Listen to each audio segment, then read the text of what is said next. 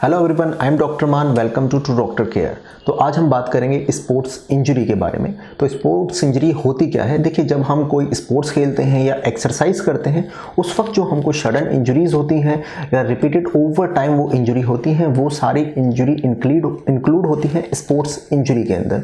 तो अगर हम देखें कि हम ओवर यूज़ कर रहे हैं तो वो हमारे टेंडन को भी इन्वॉल्व कर सकती है, मसल को भी, लिगामेंट को भी, मेनिस्कस को भी, किसी भी पार्ट को वो इन्वॉल्व कर सकती है। तो ये सब आता है स्पोर्ट्स इंजरी के अंदर। तो स्पोर्ट्स इंजरी होती कैसे है? या तो हमें डायरेक्ट कोलिजन हो गया, आमने सामने स्पोर्ट्स में टक्कर हो गई, उसकी वजह से हो सकता है, या हमारे बॉडी पार्ट पर हिट लग गया जो कि हमारे बॉडी पार्ट की उस कैपेसिटी से ज़्यादा लोड उस पर इम्पैक्ट कर गया जिसकी वजह से वो इंजरी हो गई, या फिर हम गिर गए, या फिर हमने अपने लिमिट को क्रॉस कर दिया। ये सारे कुछ कॉजेज़ होते हैं जिसकी वजह से स्पोर्ट्स इंजरी होती है।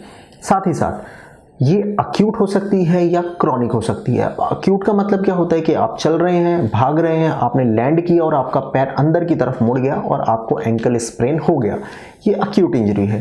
क्रॉनिक इंजरी में क्या होता है कि आप एक बॉडी पार्ट को रिपीटेडली यूज़ कर रहे हैं, गलत टेक्निक से, गलत तरीके से, या जिस तरीके से यूज़ नहीं करना उस तरीके से। इसका उदाहरण है जैसे टेनिस एल्बो में यहाँ की तरफ एक दर्द होता है, वो रिपीटेड एक ये वाली एक्टिविटी की वजह से होता है।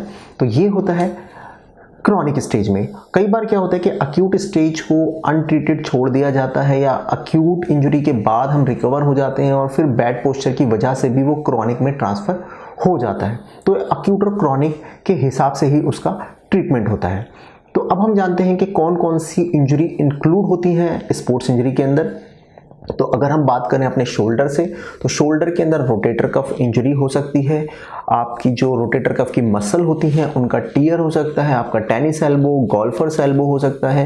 नी के अंदर आपका ACL PCL इंजरी हो सकती है, मेनिस्कस इंजरी हो सकती है, एंकल की लिगामेंट इंजरी हो सकती है, स्प्रेन, स्ट्रेन, ये सारे के सारे इंजरी इंक्लूड होते हैं स्पोर्ट्स इंजरी के अंदर। साथ ही साथ मसल टीयर, ये सब भी स्पोर्ट्स इंजरी में इंक्लूड होता है।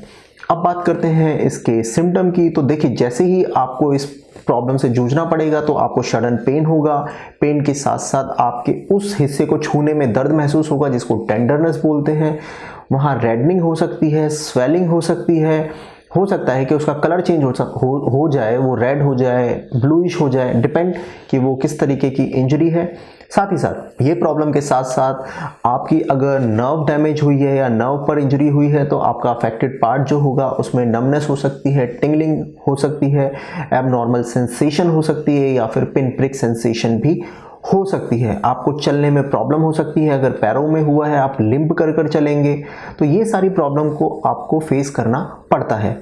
अब बात करते हैं कि इसको डायग्नोस कैसा किया जाए। तो डायग्नोस में इंपॉर्टेंट होता है आपकी हिस्ट्री। आप हमें बताएंगे कि किस तरीके से आपको ये इंजरी हुई, कब आपको ये पेन स्टार्ट हुआ, किस तरीके से प्रोग्रेस करता है, किस तरीके से ये आपको फील कराता है, आपको वॉकिंग में, चलने में, खेलने कूदने में क्या क्या प्रॉब्लम होती है। तो ये आपकी हिस्ट्री से अंदाज़ा लगेगा, आपकी हिस्ट्री से पता चलेगा।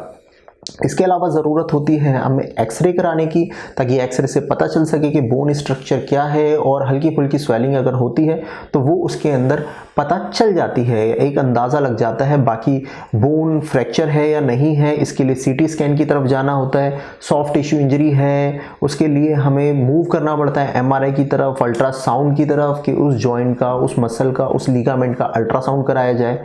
और साथ ही साथ कभी कभी हमें ज़रूरत पड़ती है कुछ अलग इन्वेस्टिगेशंस की, ताकि हम इसको और अलग वे में देख सकें और सेकेंडरी डिजीज़ को भी देख सकें। हमें डायग्नोसिस के लिए और ज़रूरत पड़ती है ब्लड इन्वेस्टिगेशन की। कहीं ऐसा ना हो कि हम स्पोर्ट्स इंजरी सस्पेक्ट करें और अंदर कुछ और हो, इसलिए हम ब्लड इन्वेस्टिगेशन भी कराते हैं और आपका बेसलाइन ब्लड इन्वेस्टिगेशन लेवल भी हमें पता चल जाता है।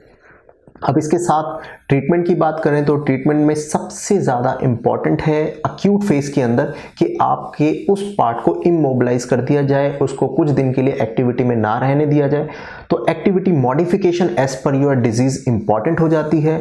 एक गुड डाइट जो कि आपकी हीलिंग को फास्ट करती है, आपकी प्रॉब्लम को टैकल करने में हेल्प करती है। हम ब्रेसेस यूज़ करते हैं या फिर कि सपोर्टिव डिवाइस यूज़ करते हैं, जैसे कि नी ऑफलोडिंग ब्रेस अगर नी में इंजरी हुई है, रिस्ट बाइंडर अगर रिस्ट में इंजरी हुई है, शोल्डर में इंजरी हुई है तो शोल्डर स्लिंग यूज़ करके भी हम इस प्रॉब्लम को डील करते हैं।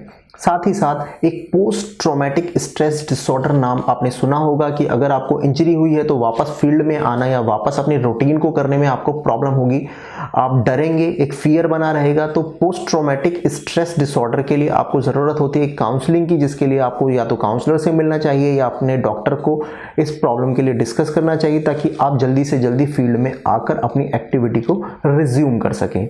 और आपके एक्यूट और क्रॉनिक के हिसाब से ज़रूरत होती है मेडिकेशन की। अगर ऊपर वाले स्टेप से आप प्रॉब्लम से डील कर पा रहे हैं तो मेडिकेशन की ज़रूरत नहीं है, लेकिन अगर नहीं हो पा रहा है तो कुछ थोड़ी बहुत मेडिकेशन की ज़रूरत पड़ती है ताकि आपकी प्रॉब्लम फास्टन हो सके हील होने की तरफ।